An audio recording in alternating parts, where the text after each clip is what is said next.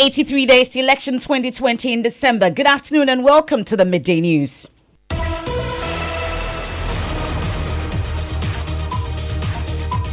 Celebrating 25 years of bold and fearless journalism, this bulletin is coming to you live from the Joy 99.7 FM studios here in Kokomlemle. It's a digital address GA0993341. Also live on Love 99.5 FM in Kumasi, affiliates across the country including ATL FM in Cape Coast, Radio Max in Takrady, and A1 Radio in Bolgatanga. We are around the world at myjoyonline.com. In this edition, death toll in the Checheria accident on the Accra-Kumasi highway rises to 14 as scores of passengers injured in the crash battle for their lives in hospital. 14, that is. Yes, also about 35. Some were sent to Nsawam Government Hospital, and the rest also sent to Suhum, with some of them very serious. We are live at the scene as police look for driver of a cargo truck suspected to have caused the accident. We are looking for the truck driver, the articulator truck driver, to also tell us his side, as well as the Kia bus driver. Staying in our region, President Akufo-Addo confident the political crisis in Mali will be resolved as West African leaders meet in Ghana to find a solution. We need to bring finality to our deliberations on Mali. That country can no longer afford any delay in putting a responsible government in place. We're live at the Pediatric Lodge where the meeting is underway. Opposition to EC's 100,000 Ghana cedis filing fee intensifies as a presidential aspirant. Opposition parties and civil society organizations register displeasure. It's completely on principle, right? You are not selling flour or something. I mean, it's ridiculous. I mean, and if you're expecting us to come up with 100,000 cedis, then we are still going around the same issue of monetizing our politics. And in sports, Christian Achu set to leave Newcastle United after head coach Steve Bruce revealed he is not part of his plans for the season. And Hull Circuit Court hands laptop thief will return to scene of robbery to retrieve the charger of that laptop, a 21-year jail term. We have that plus entertainment here on the Midday News with me, Emefa Apawu. Details shortly. Please stay.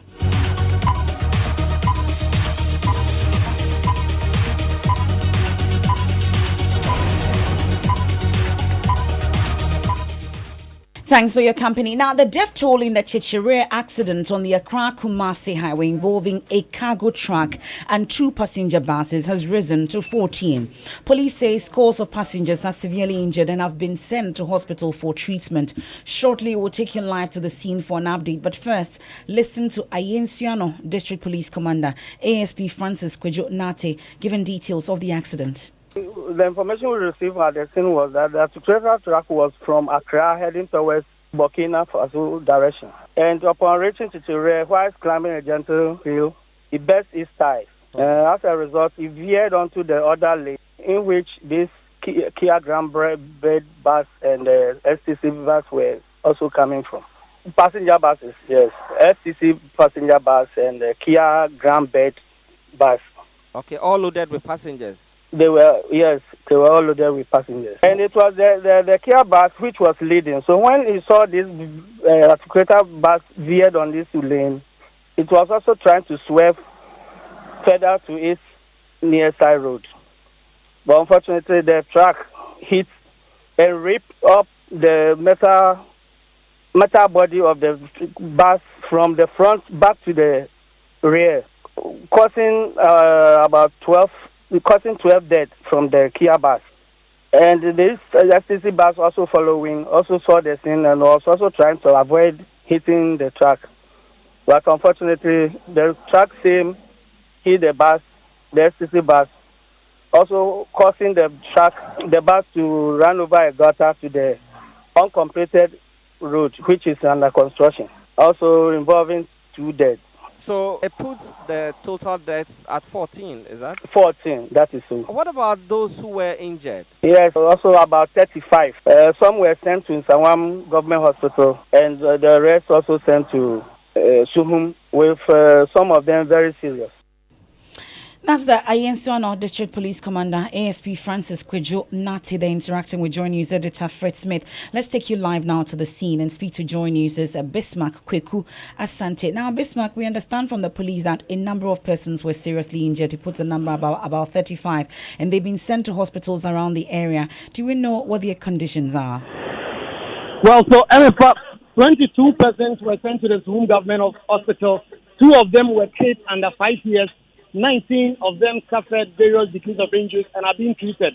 So one is in very critical conditions at the moment and has been transferred to the Koforidua Government Hospital for treatment. So a number of people that were sent to the Zoom Hospital. The others were sent to the Nsawam Government Hospital, and according to the police, they are all receiving treatment at the moment. And so, unfortunately, as we've come to know, Emefa, 14 people have so far lost their lives, leading to one who is completely disfigured.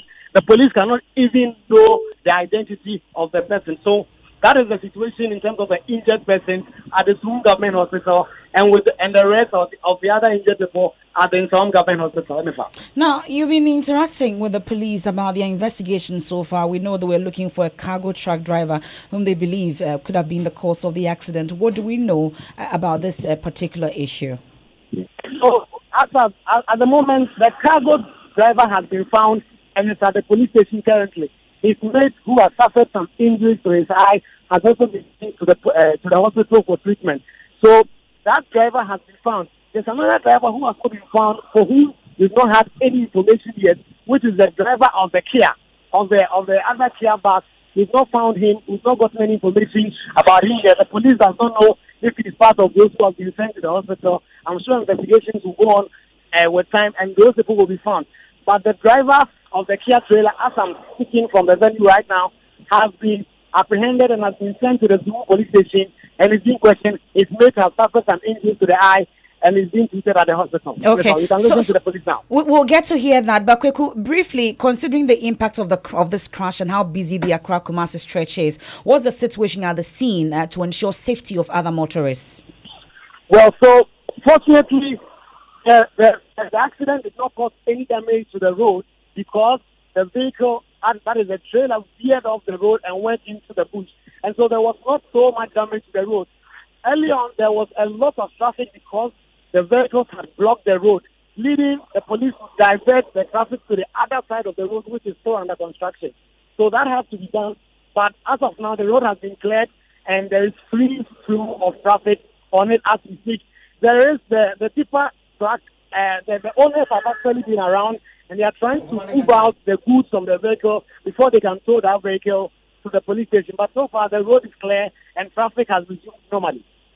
That's Joy News' Bismarck Kweku Sante bringing us up to speed on that Chichire accident. And it's time for Arrive Alive, and it's brought to you by Toyota Ghana, Logistics Movers, Bedrock Insurance. Today we feature the Upper East Regional Minister, Tangoba Abayage, who is advising party supporters against rushing to meet convoys of presidential candidates. I was in 2016 campaign in Garu, then candidate Nanado. Before he will arrive, we had the motorbikes doing all manner of things right in front of our vehicle. One of these young guys crashed into another vehicle, fell unconscious. By the time the president had arrived, this young man was declared dead. He didn't live to see his candidate win. Please, let's engage in this campaign, being very conscious that we have a family behind, so that we will arrive alive and then see our candidate win. You definitely have to arrive alive, and it's brought to you by Toyota Ghana, Logistics Movers, and Bedrock Insurance. Now, ECOWAS leaders are in Ghana as they hold a meeting to resolve the political crisis in Mali.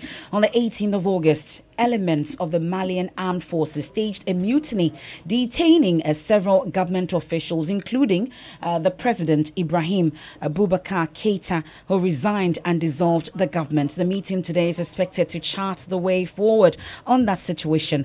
Ahead of the meeting, President Akufo-Addo says he is confident the situation will be resolved and that it will be brought under control. We'll hear from the president shortly, and I'll take you live to the Piviasi Lodge where the meeting is taking place. But before that, let's listen to my colleague Emmanuel Kranting. You were at the Kotoka International Airport. He's just returned where the leaders have been arriving.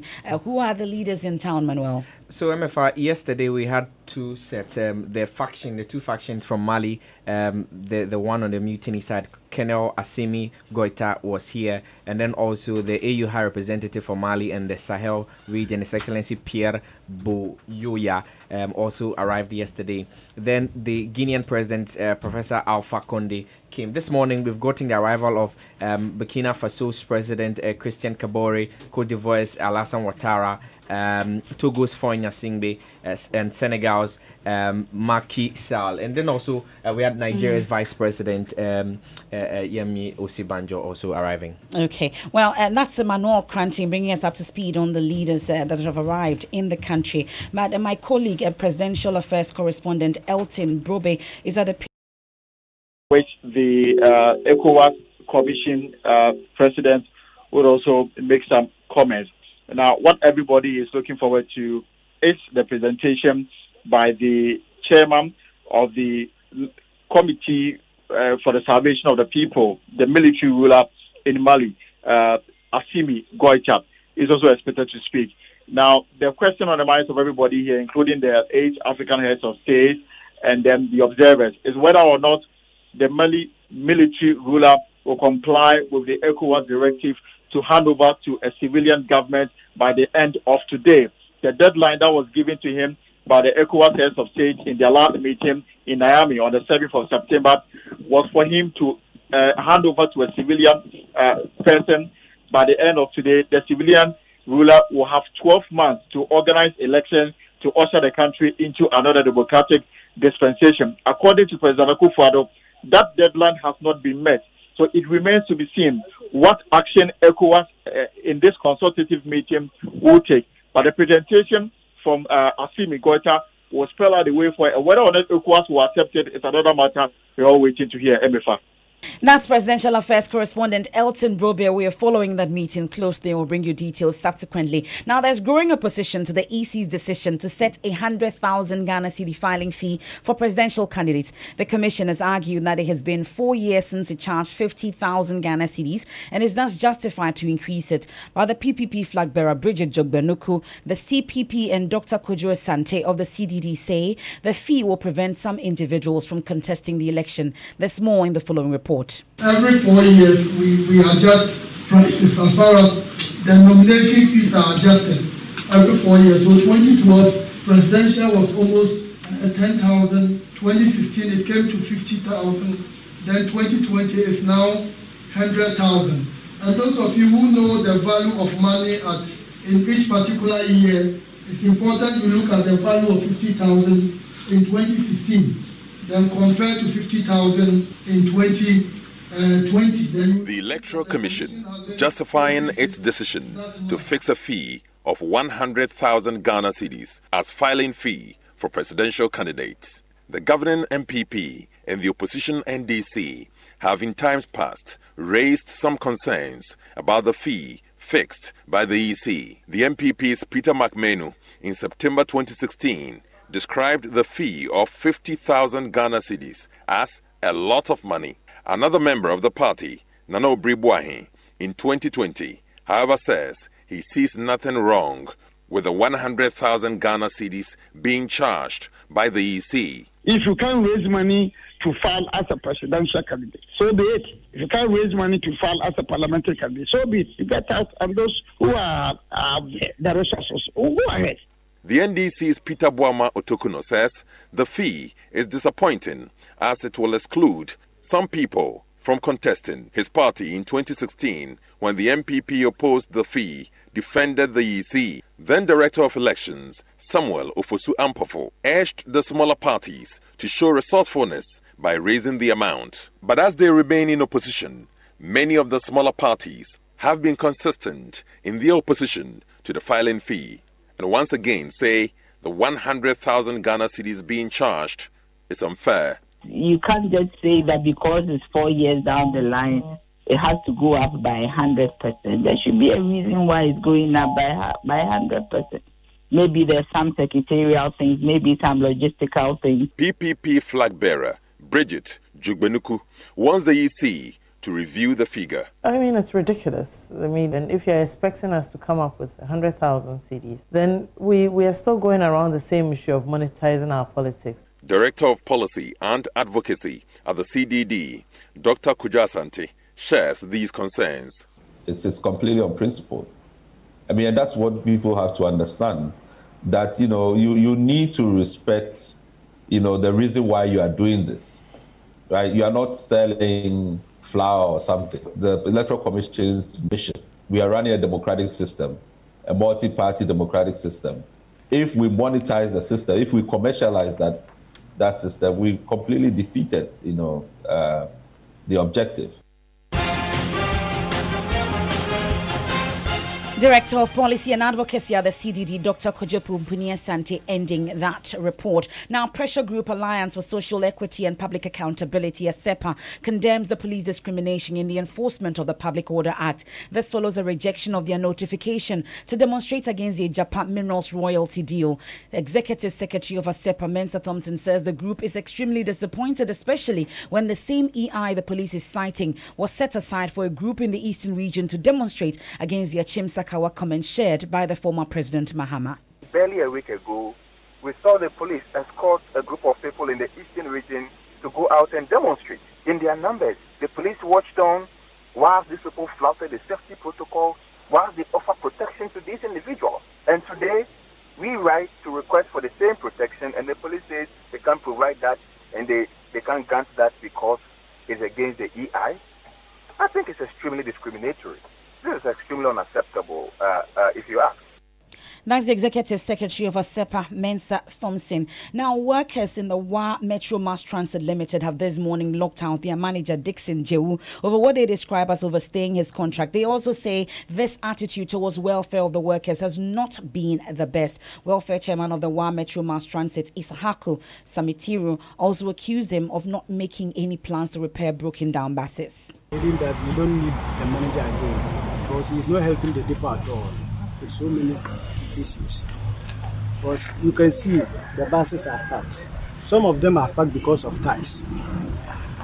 And up to now, about 6 months now, I think it's only 3 days to go that they brought us 6 ties for them to let one bus be on. But since from his term of contract, I've never seen him using the car to go to Accra for that he's going to get for Metro Mass at what depot. And a lot of issues. His term of office has expired.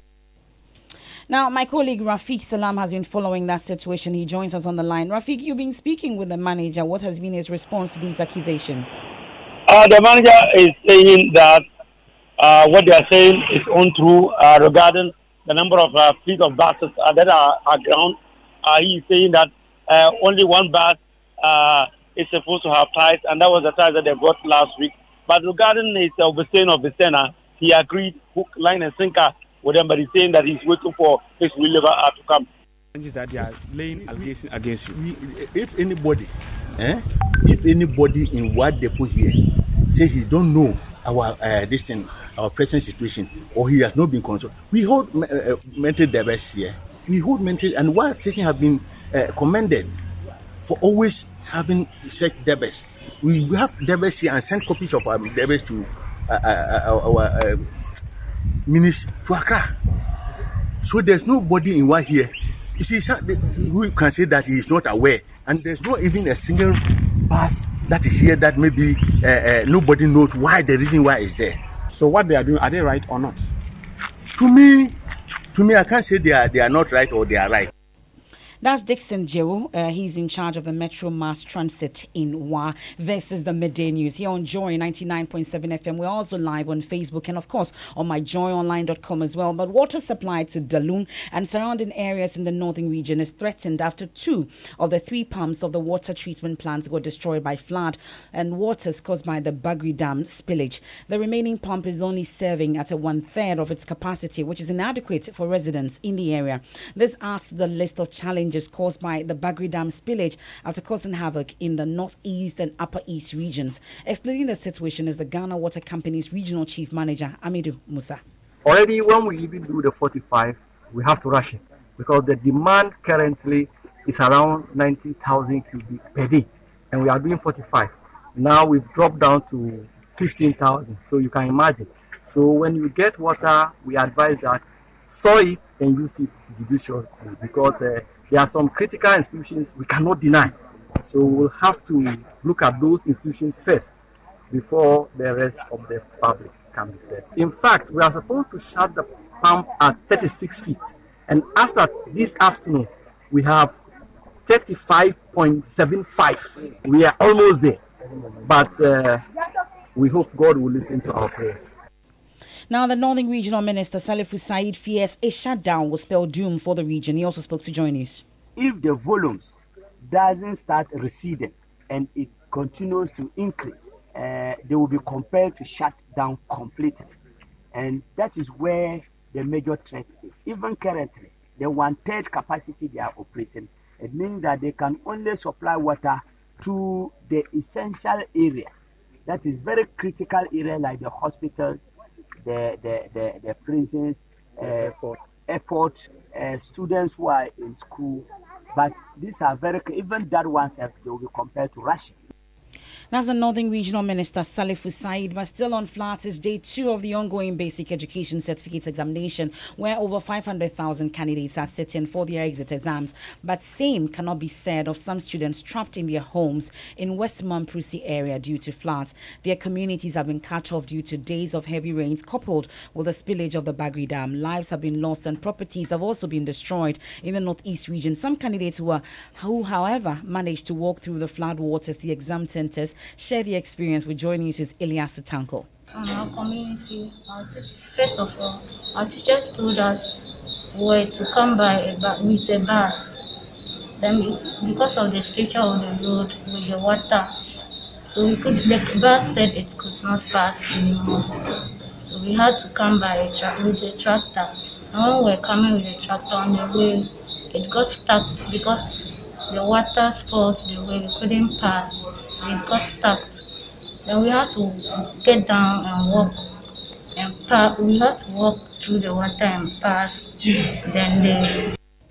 So are there any plans for such students? Head of Public Relations at WAEC, Agnes Tekujo, says the only option available to them is to register as private candidates. A candidate who is unable to write any examination, unfortunately, we cannot put together another paper for the person within the next few days or months or so. We have the private candidates examination, which will be coming up in February, and such candidates can take advantage of that. Even if it's not their fault, like the student in the northeast region, because this was a flooding situation, are there no other options? Like I stated, we have the private candidates examination. That's the only option. Take advantage of that. That is what I think is available now. That's Agnes Tekujo of WAEC, and we'll take a quick break here on the Midday News. Our top story, though, driver of a cargo truck suspected to have caused the Chichire accident in the arms of the police as we speak. The death toll in that accident has risen to 14 as scores of passengers injured in the crash. Still to come, Ho Circuit Court hands laptop thief will return to scene of robbery to retrieve charger at 21-year jail term. We also have sports. Do stay with us.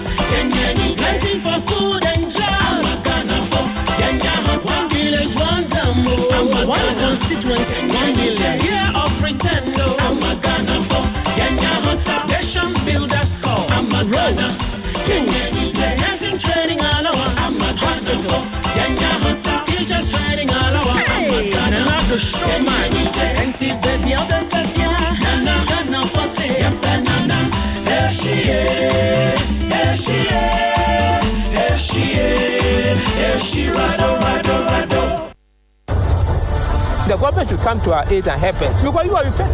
In every election, there are battles. battles for the voters' tongue. Prior to the election, and then you say you are doing something. You didn't do anything. Politicians should not be putting gas in our eyes. This election year, your election headquarters is redeploying boots on the ground, on the battleground.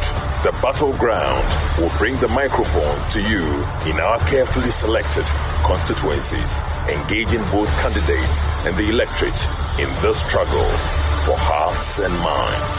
It's me, big Joe dear. Sanda, your tuaba, Then our crack team of analysts will break down the trends and the dynamics and dare to make projections. The battleground, this and every Thursday at 8 p.m. on your super station, Joy 99.7 FM.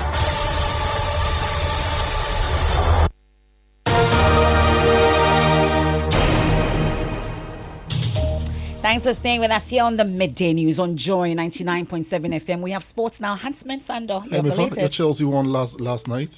No, I didn't. You don't support Chelsea? No, not at all. How can I support a blue team? Manchester United. You like the red? Yes. They say it's Tom. They're New Jersey. Well, Ghana winger Christian Atsu is set to leave Newcastle United this summer after head coach Steve Bruce revealed he is not part of his plans for the season. The coach has urged the Black Stars winger to leave the club because he cannot assure him regular playing time this season. It's been a busy couple of summer transfer windows of Bruce's Newcastle United with introductions of Miguel Almiron, Alan St-Maximin, Ryan Fraser and Callum Wilson. Atsu has struggled to impress his manager and started 6 out of 19 games last season. He provided just 3 assists and failed to score a goal all season. So that is the situation of Christian Atsu at Newcastle United. He needs to find a club before the close of the transfer window. Thank you very much, Hans-Man Sander. It's time for the National Science and Maths Quiz, and two girls schools in the Bono Ahafo zone vying for slots at the 1/8 stage of the National Science and Maths Quiz have qualified. The schools are Ladies of Mount Carmel SHS and Notre Dame Girls SHS, put up an impressive performance to seal their qualification. The ladies who spoke to Joy News could not hide their excitement and reviewed aspirations of winning the national trophy as the first girls school to do so. There's more in the following report. The Lord that has given us the strength to reach here and win the contest will surely help us to make it. They had just one slot into the 1/8 stage of the 2020 National Science and Maths Quiz, but contestants of Our Lady of Mount Carmel SHS and Notre Dame Girls SHS remained sober and humble as they called on God for more strength in the days ahead. 2 out of 3 of day 1's preliminary contest in the Bono Ahafo zone had been won by girls' schools. Our Lady of Mount Carmel followed with a massive victory over Trinswa and MIV SHS, bridging both schools by a gap of over 30 points. This made Our Lady of Mount Carmel SHS the first girls' school to qualify for the 1/8 stage in the zone, but certainly not the last, as Notre Dame Girls SHS followed suit. This year we are planning to do more of what they did last year. So this year we will strive harder and harder. Even we won't be scared of boys. We'll make sure we overtake them. So what, you used to be scared of boys? No, not like that, but when we started we used to be, but now they're gone. But if there was anyone who could not live with the possibility of defeat, it would have been Aduku Josephine, while standing on the battlefield to decide the fate of her school, also had her own birthday mood to think about. In everything we have to give thanks to God, so we'll give thanks to God for we now celebrate Adia's sister's birthday. Today is her birthday. Happy birthday to you. Thank you. I'm happy. I was just praying that God should just let this day to be a very happy day for me, because if we had lost that, we'll be somewhere. All ladies I spoke to shared a single vision of creating a ripple effect in the National Science and Maths Quiz 2020. We are trying to go further than our predecessors. And if it has to be a girls' school winning it, it definitely has to be Ola Girls. Remember, our coverage of the National Science and Maths Quiz is made possible by Bright Senior High School Kukrantumi, building dreams, shaping the future. DBS Roofing Papa Passie, and Adonko Hand Sanitizer, an X-level energy drink. I bet you've been waiting for this one. A laptop thief will return to the scene of robbery to retrieve a charger, has been handed a 21 jail term. Our court correspondent Joseph Akable, what are the details? So according to prosecutors, after attacking the student who was asleep with a knife. The gentleman is called Nicholas Tete. He bolted with an amount of 1,000 cedis, a mobile phone, and a laptop. While moving away, he realized that he had left the laptop charger. And so he ditched the laptop, he hid it in the bush and went back to retrieve the charger. But the students had been notified of the theft, so they were actually looking for him when he walked into the hostel to come and retrieve the charger. So they apprehended him and took him over to the police station and subsequently taken to court, where he pleaded guilty in Ho. Why am I not surprised? Okay, thank you very much, Joseph Akable. And at 1, we have business, Amelie. And the Registrar General Jemima Wari settles on September 23 as payment date for investors of 22 liquidated fund management firms. We've got all the details coming up at 1. And that's it for the Midday News. There's more news when you log on to myjoyonline.com. And right after this break, we continue our series. It's a new season with Pastor Mensa Otabil. I am Emefa Apawu. Thanks so much for your company. Enjoy the rest of the afternoon.